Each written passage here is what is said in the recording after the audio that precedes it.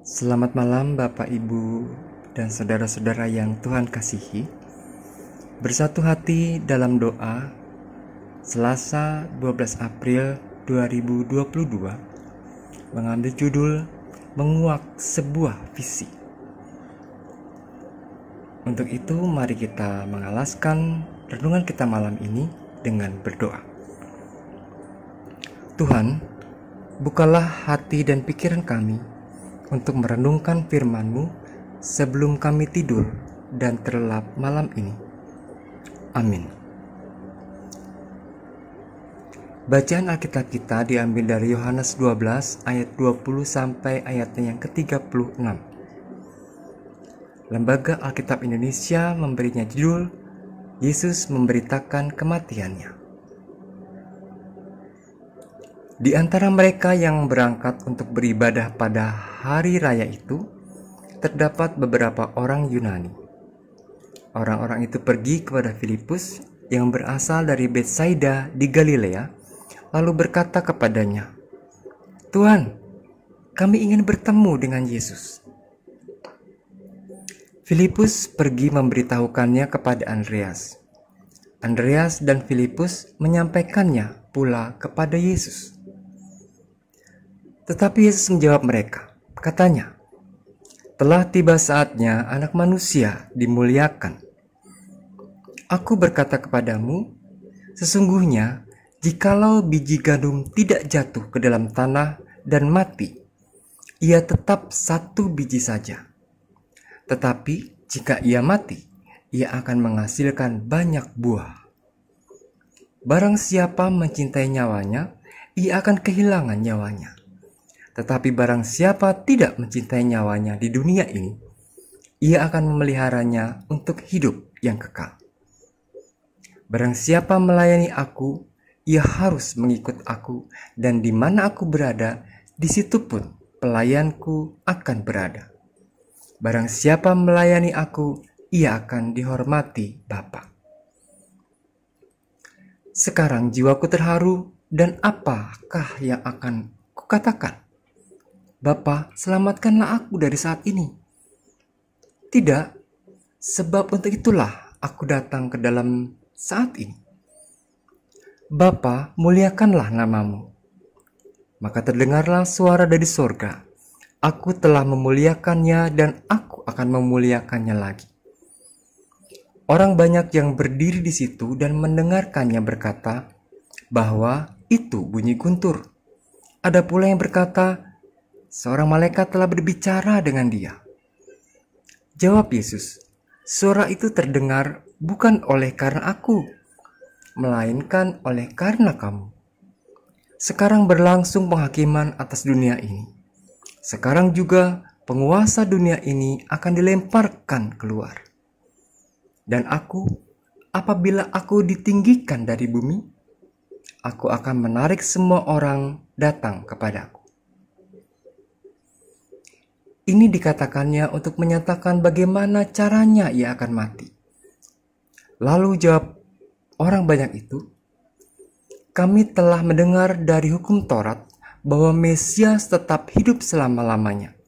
Bagaimana mungkin kau mengatakan bahwa Anak Manusia harus ditinggikan? Siapakah Anak Manusia itu?" Kata Yesus kepada mereka, "Hanya sedikit waktu lagi terang ada di antara kamu. Selama terang itu ada padamu, percayalah kepadanya, supaya kegelapan jangan menguasai kamu. Barang siapa berjalan dalam kegelapan, ia tidak tahu kemana ia pergi. Percayalah kepada terang itu, selama terang itu ada padamu, supaya kamu menjadi anak-anak terang." Sesudah berkata demikian, Yesus pergi bersembunyi dari antara mereka. Demikianlah bacaan firman Tuhan malam ini. Saudara-saudara yang dikasihi Tuhan, setiap orang pasti akan mati. Tetapi kapan waktunya, itu rahasia ilahi. Seandainya setiap orang tahu kapan ia akan mati dan bagaimana kematian datang menyambutnya, kira-kira apa yang akan ia rasakan? renungan malam ini mengajak kita untuk lebih memahami cara pandang Yesus dalam memaknai hidupnya di dunia ini.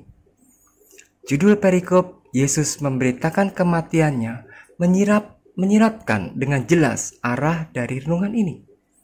Pertama, Yesus tahu benar tujuan kedatangannya di dunia ini. Karya besar Allah untuk menyelamatkan manusia dan seluruh ciptaannya adalah misi utamanya. Misi Yesus ini hanya akan tercapai melalui sebuah jalan, yaitu jalan derita. Tanpa itu, misinya tidak akan tercapai. Kedua, Yesus tahu kapan waktunya ia akan menggenapi misinya itu. Dapat kita bayangkan jika itu kita rasakan.